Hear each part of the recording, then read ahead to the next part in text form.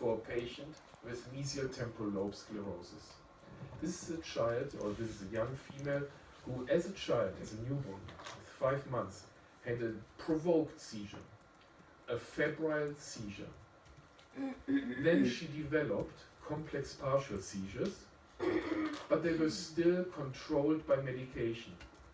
And now, after 12 more years, now she's 22, these seizures are now medication refractory. So what does this history tell us? This history tells us that we have a process that is gradually getting worse, that was started with a febrile seizure and that now got worse. So what happens if you have a seizure? If you have a febrile seizure or any type of seizure? Your hippocampus is firing like crazy, is constantly firing, is therefore depleting itself of metabolites, of oxygen. And therefore you will get local hypoxemia, ischemia within your hippocampus, and you will get a small focal scar within the hippocampus. Now the hippocampus itself is an epileptogenic structure. What happens if you have a focal scar in your hippocampus?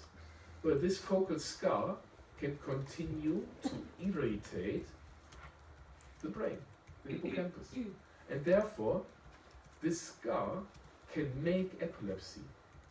And with every single epileptic seizure, your scar may get bigger, or you have multiple areas of scarring within your hippocampus. And at one point in time, your entire hippocampus is injured, is scarred, is gliotic, is sclerotic. And this is mesial temporal lobe sclerosis. And the process that I just described you is called kindling of seizures, or eliciting of seizures. The patient has made his own seizure focus. And often this is related to a childhood febrile seizure.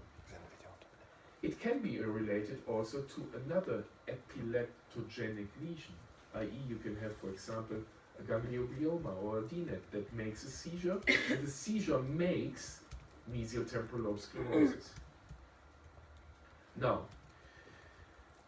where's the diseased hippocampus? Remember, this is an easy workshop. Please don't say B. The diseased hippocampus is on the right side. Very good. So what do we see on the right side? We see flare hypersignal that is more hyperintense as compared to the other side. The flare hypersignal is more hyperintense as compared to the other side.